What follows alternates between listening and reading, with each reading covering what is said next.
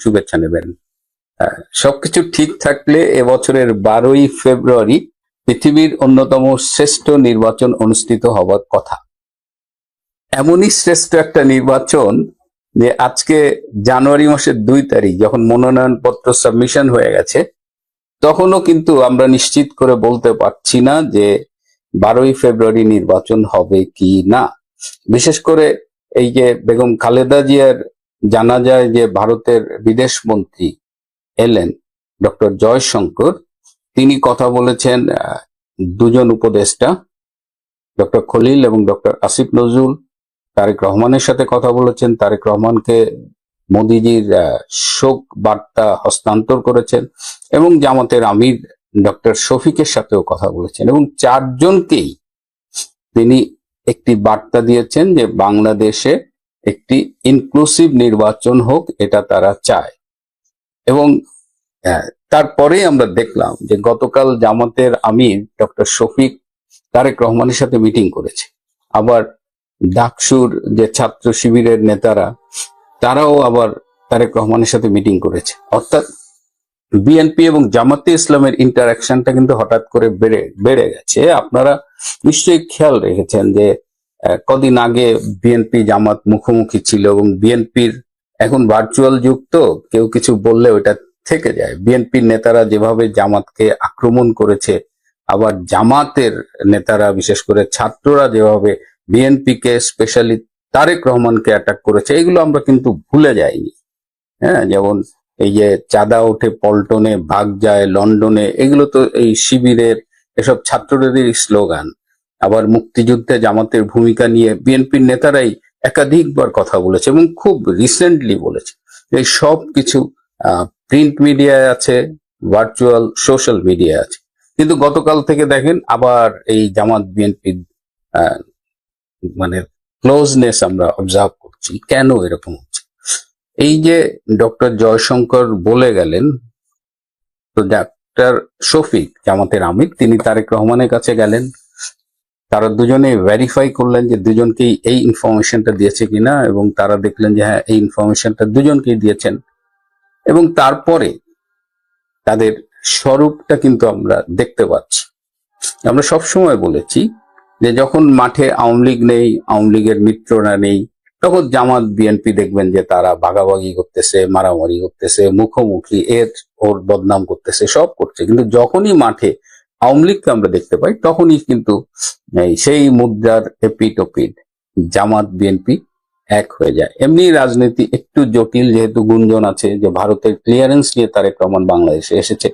তো সারা জীবন যারা ভারতের বিরোধিতা করে রাজনীতি করলো, তাদের জন্মের পেছনে আইএসআইয়ের সমর্থন রয়েছে। সেই দলটি হঠাৎ করে ভারতের সমর্থন নিয়ে রাজনীতি করবে, ক্ষমতায় যাবে, এটা কিন্তু হিসাবটা একটু গোলমেলে মনে হয়।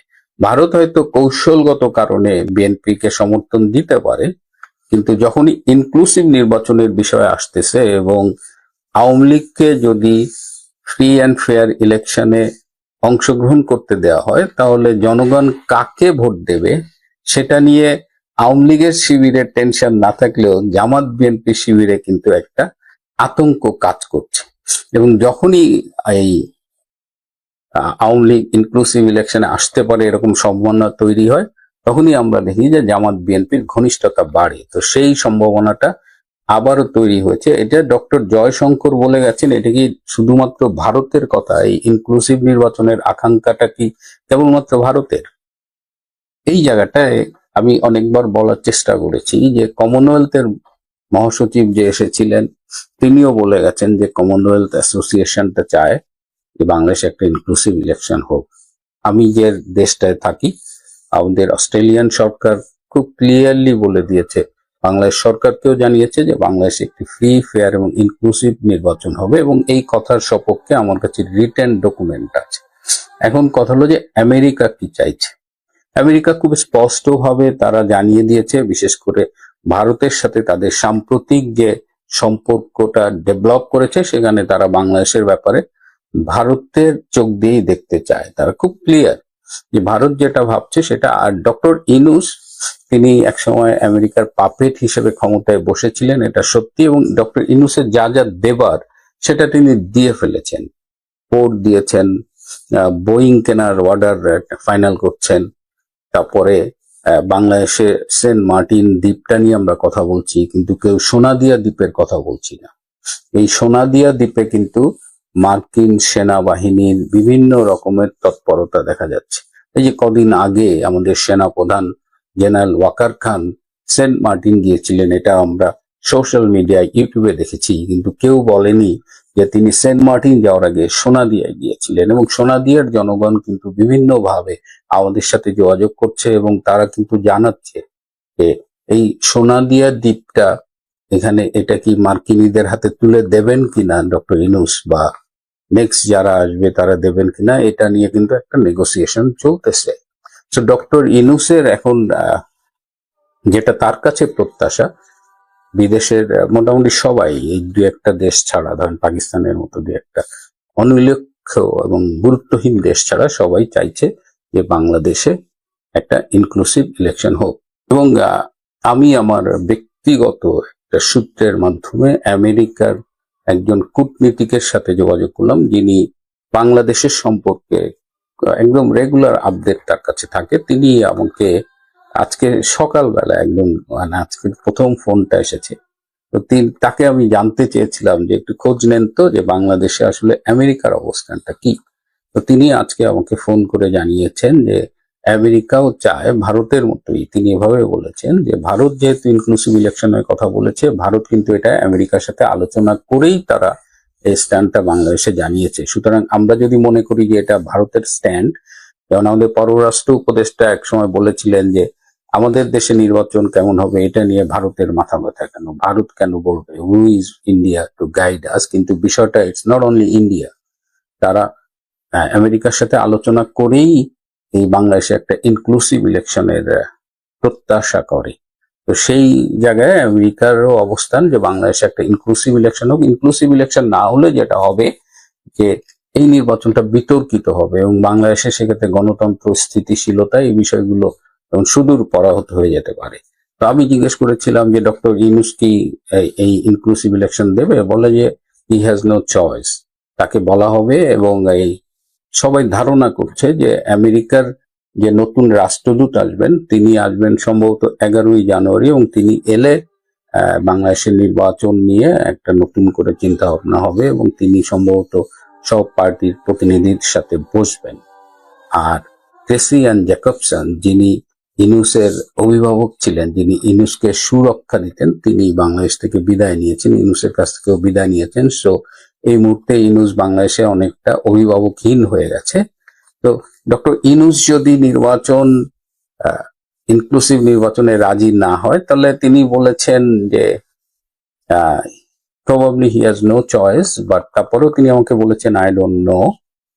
কিন্তু তিনি তার অভিজ্ঞতা থেকে বলেছেন যে সেরকম পরিস্থিতিতে এমনও হতে পারে যে ডক্টর ইনুসকে এই প্রয়োজনে তার এই প্রধান উপদেষ্টা পদ থেকে সরিয়ে দিয়ে অন্য কাউকে সরকার প্রধান করা হতে পারে। তো এই জায়গাটায় this is the latest development. আমার মনে হলো যে আমরা যারা বিভিন্নভাবে মাঝে মধ্যে হতাশায় ভুগি, আমাদের এখনো আসার জায়গা আছে। আর যদি ডক্টর ইউনূস গায়ের জোরে, যেটা তিনি বারবার বলেন যে আওয়ামী লীগ ইলেকশনে এলে তার টেকনিক্যাল প্রবলেম আছে, তিনি যে স্পষ্ট ভীত, এটা বুঝতে আমাদের রকেট বিজ্ঞানী হতে হয় না। এবং সেক্ষেত্রে যদি আওয়ামী লীগকে বাদ দিয়ে একটি নির্বাচন করা হয় এবং জামাত, সেই ক্ষেত্রে জামাত কিন্তু চারিদিকে খেলতেছে। হ্যাঁ, জামাতের সাথে এই যে একটা নিউজ নিয়ে রয়টারের সাক্ষাৎকারে একটা নিউজ যে দুজন ভারতীয় কূটনীতিবিদ তার সাথে বাসায় গিয়ে মিটিং করেছিল, এটা নিয়ে আপনারা অনেক কথাবার্তা বলছেন, ডক্টর শফিক এটাকে অস্বীকার করছেন। আমার কাছে এর চেয়েও বিস্ফোরক তথ্য আছে যে ডক্টর শফিকের দল কার কার সাথে যোগাযোগের চেষ্টা করছে, এটা আমি সঙ্গত কারণেই আপনাদের কাছে বলছি না। সুতরাং জামাত ক্ষমতায় যাওয়ার জন্য মরিয়া হয়ে আছে। যদি আওয়ামী লীগ না থাকে, আওয়ামী লীগ ছাড়া যদি নির্বাচন হয়, সেক্ষেত্রে বিএনপিকে ল্যাং মারার একটা সুদূর প্রসারী পরিকল্পনা তাদের অনেক দিন ধরেই আছে এবং সেই ক্ষেত্রে খেলা অন্যদিকে ঘুরে যেতে পারে। আপাতত এখন পর্যন্ত ইউনূস সরকারের উপরে যে প্রেসার রয়েছে, বা বাংলাদেশে আগামীতে একটি ফ্রি ফেয়ার এবং ইনক্লুসিভ নির্বাচন হবে, প্রয়োজনে নির্বাচন ফেব্রুয়ারি থেকে পিছিয়ে যাবে, সেটা এপ্রিল কিংবা তার পরে হবে।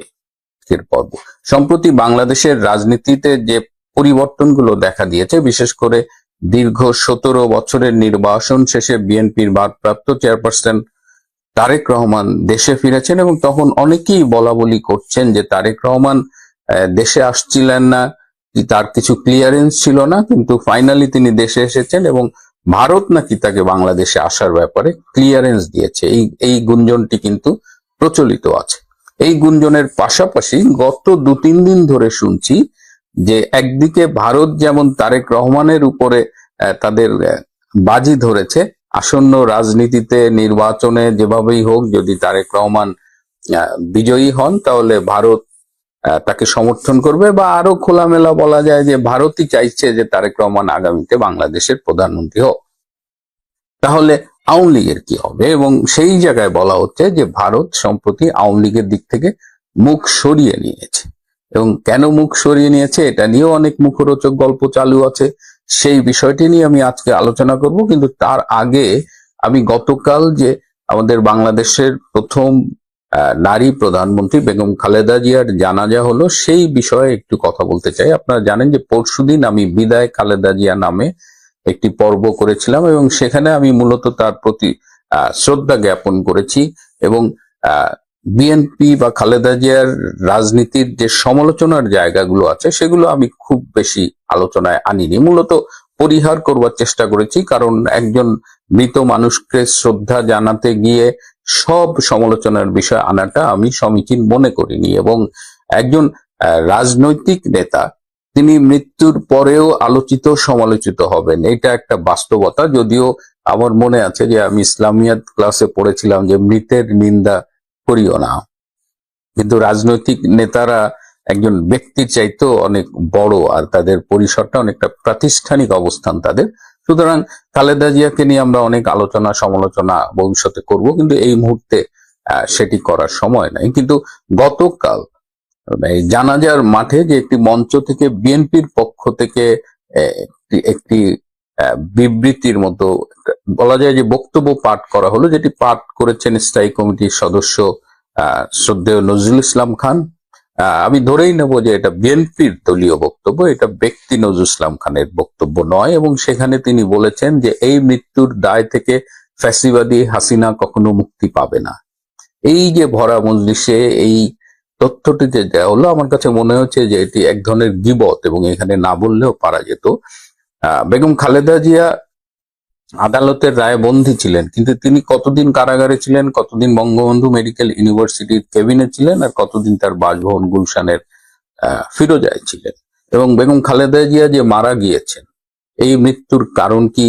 তিনি কি লিভার ডিজিজে মারা গেছেন, যেটা তিনি দীর্ঘদিন ভুগছিলেন, এবং তার চিকিৎসার জন্য দেশের বাইরে থেকে বিশেষজ্ঞ এনে তার লিভারের চিকিৎসা করা হয়েছিল? তার হাঁটুর সমস্যায় কি তিনি মারা গেছেন? না, তিনি মারা গেছেন একদম খুব স্পেসিফিক। আজকে আমি আবারও বলছি, আমি এর আগে বারবার বলার চেষ্টা করছি, এবং আমি একজন বিশেষজ্ঞ হিসেবে দায়িত্ব নিয়ে এই কথাটা বলছি, কারণ আমি জনস্বাস্থ্য বিশেষজ্ঞ, আমি এইটা নিয়ে 25 বছরের বেশি কাজ করছি। তো খালেদা জিয়া ওই যে 21শে নভেম্বর সশস্ত্র বাহিনীর দিবসে যিনি গিয়েছিলেন, যিনি নানান রোগে শোকে ভুগছেন, যার শরীরে রোগ প্রতিরোধ ক্ষমতার ঘাটতি ছিল, তাকে ওইরকম একদম পাবলিকলি নিয়ে গিয়ে তার মাস্ক গলায় ঝুলিয়ে তাকে একদম মানে বলা যায় যে তাকে মৃত্যুর সামনে ঠেলে দেওয়া হয়েছে, এবং সেখান থেকে তার সংক্রমণ হয়েছে, এবং তিনি মারা গিয়েছেন প্রধানত তার ফুসফুসে ফাঙ্গাস ইনফেকশন হয়েছিল। এই ফাঙ্গাস ইনফেকশন 80 বছরের একজন নারী, এবং যার আরো অনেকগুলো ক্রনিক ডিজিজ আছে, তার যদি হয় তাহলে তার আসলে বেঁচে থাকার সম্ভাবনা খুব কমে যায়। সুতরাং বারবার কেন বিএনপি খালেদা জিয়ার মৃত্যুর দায় আওয়ামী লীগ কিংবা শেখ হাসিনার উপরে চাপানোর চেষ্টা করছে, এটা আমি বুঝতেছি না। যদি তারা আসলেই জানতে চায়, দে শুড ইনভেস্টিগেট কেন কিভাবে খালেদা জিয়া মারা গেছেন। 80 বছর তিনি বেঁচেছেন, বর্ণাঢ্য রাজনৈতিক জীবন, তার প্রতি শ্রদ্ধা আমরা সবাই জানাচ্ছি, কিন্তু তার মৃত্যু নিয়ে অন্যের ঘায়ে অন্যায়ভাবে যদি দায় চাপানো হয়, তাহলে আমরাও দাবি তুলব যে ইট শুড বি ইনভেস্টিগেটেড, এবং ইনভেস্টিগেশন করলে আল্লাহ না করুক হয়তো এটাও বেরিয়ে যাবে যে কারা তাকে সেদিন এই সশস্ত্র বাহিনী দিবসের ওই সমাবেশে, যেখানে অনেক মানুষ এসেছিল, সেখানে যেতে বাধ্য করেছিল। এছাড়া আরো কিছু ঘটনা খুব পীড়াদায়ক ছিল যে দেখলাম যে কোনো একটা ইউনিয়ন বিএনপির সভাপতি তিনি বলছেন যে এই জানাজার পরে 32 ভাঙতে গিয়েছেন। মানে এইটা তো আমরা আশা করতে পারি না।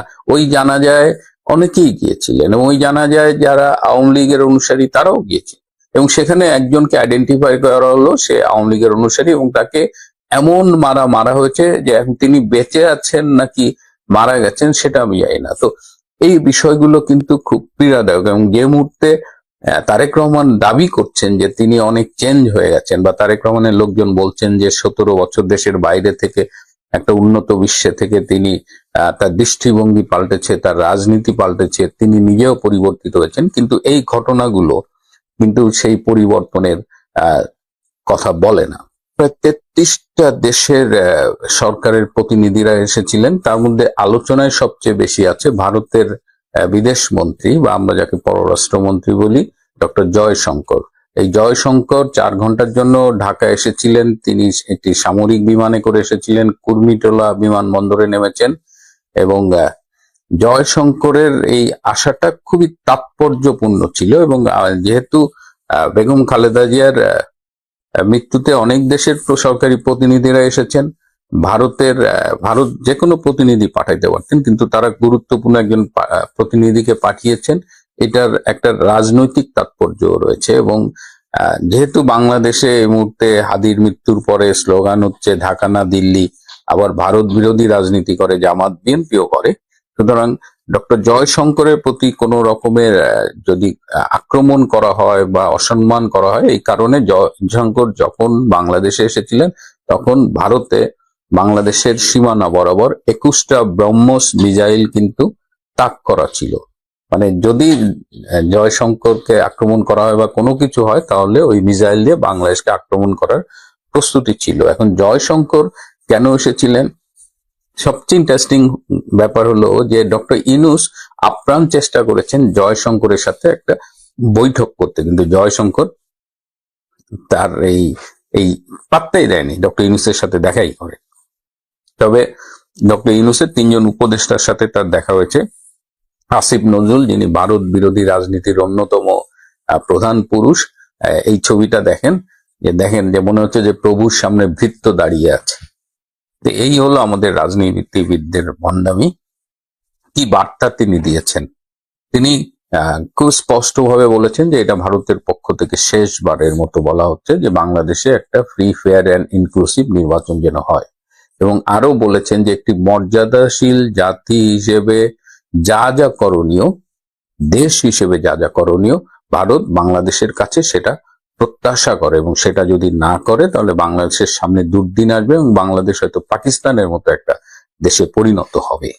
তো এই যে ডক্টর জয়শঙ্করের আশা, এবং তিনি এসে ভারতের প্রধানমন্ত্রী নরেন্দ্র মোদীর একটি ব্যক্তিগত চিঠি, শোক বার্তা তারেক রহমানের হাতে হস্তান্তর করেছেন এবং এই চিঠিটা নিয়েও অনেকে কথা বলেছে, কিন্তু এই চিঠিটা আসলে কূটনৈতিক শিষ্টাচার মেনে একটা চমৎকার চিঠি আমি বলবো। অনেকেই বলছে যে বেগম খালেদা জিয়া বা তার দল ভারত বিরোধী অনেক রাজনীতি করেছে, তাদের 2001 থেকে 2006 সালের সময়ে ভারতের বিচ্ছিন্নতাবাদীদের বাংলাদেশে প্রশ্রয় দেওয়া হতো, জায়গা দেওয়া হতো, বা উলফার নামে আনা 10 ট্রাক অস্ত্র ধরা পড়েছিল, অনেক কিছু এই চিঠিতে কেন উল্লেখ করা হয়নি।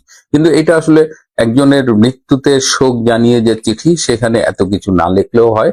আমি শুরুতেই যেটা বলেছি যে একজন রাজনৈতিক নেত্রী হিসেবে বেগম খালেদা জিয়া মৃত্যুর পরেও আলোচিত এবং সমালোচিত হবেন, এবং বেগম খালেদা জিয়ার জানাজার এই সুযোগটা ভারত নিয়েছে শেষবারের মতো তাদের বার্তাটা বাংলাদেশ সরকারের কাছে পৌঁছে দিতে, এবং তারা দিয়েছেনও। শুরু করেছিলাম যেটা নিয়ে যে ভারত কি আসলে আওয়ামী লীগের দিক থেকে মুখ ফিরিয়ে নিচ্ছে, এবং এই প্রশ্নটি আমাকে আওয়ামী লীগের অনেক সমর্থক অনুসারীরা করেছেন, তারা জানতে চেয়েছেন। আমি একটু তাদের মনে করিয়ে দিতে চাই যে বাংলাদেশের স্বাধীনতা যুদ্ধে নেতৃত্ব দিয়েছিল আওয়ামী লীগ, এবং সেই যুদ্ধে ভারত আমাদের পাশে যেভাবে দাঁড়িয়েছিল সেই কৃতজ্ঞতাটুকু আমাদের কিন্তু স্বীকার করতেই হবে, এবং ভারত সাহায্য করেছিল বলেই আমাদের বিজয়টা অনেক সহজ হয়েছিল এবং আমরা 9 মাসের মধ্যে বিজয় অর্জন করতে পেরেছিলাম। সুতরাং ভারত এবং আওয়ামী লীগের সম্পর্কটা ঐতিহাসিক, তাদের বন্ধুত্বপূর্ণ সম্পর্কটা সময়ের কাল উত্তীর্ণ বলা যায়, যে সময়ের পরীক্ষায় উত্তীর্ণ। এবং বর্তমানে যে ভারতে শেখ হাসিনা সহ আওয়ামী লীগের অনেক নেতা অবস্থান করছেন, তাদের এই অবস্থানের ব্যাপারে কিন্তু ভারতে একটা সর্বদলীয় মতৈক্য আছে শেখ হাসিনার থাকার ব্যাপারে। এমনকি যখন শেখ হাসিনার বিরুদ্ধে মৃত্যুদণ্ডের রায় ঘোষিত হলো, ভারত কিন্তু এইভাবে শেখ হাসিনা এবং আওয়ামী লীগের পক্ষে তার অবস্থানটা কিন্তু অপরিবর্তিত রেখেছে। সুতরাং তারেক রহমানের বাংলাদেশে আসার সাথে সাথে এটি ভাববার কোনো কারণ নেই যে ভারত আওয়ামী লীগ থেকে মুখ ঘুরিয়ে নিয়েছে। বাংলাদেশের রাজনীতি একদম একদম খুব ক্রুশিয়াল মোমেন্টে চলে আসছে এখন।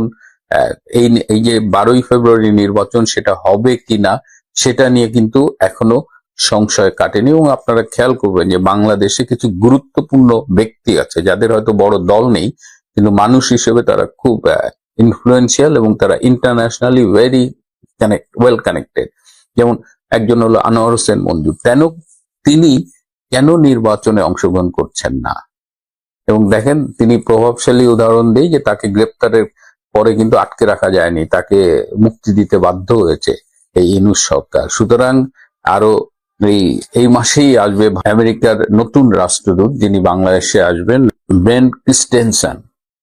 তিনিও এই মাসে আসবেন এবং এখনো অনেক অনেক খেলা চলছে, অনেক কিছু বাকি। তো আমাদের দেখতে হবে। এই মুহূর্তে আওয়ামী লীগের যারা সমর্থক অনুসারী রয়েছেন তাদের প্রতি আমার একটা অনুরোধ থাকবে যে যার কাছে যা শোনেন ওটা বিশ্বাস করে আপনাকে স্ট্রেসড হইতে হবে না, আপনি ওইটা শুনে মন খারাপ করবেন না। আর যদি মনে করেন যে যা শুনবেন বিশ্বাস করবেন, তাহলে দোহাই লাগে, রাজনীতির বর্তমান যে জটিল পরিস্থিতিতে তাতে আপনি এইগুলো বাদ দিয়ে আপনি একটু ভালো থাকার চেষ্টা করেন।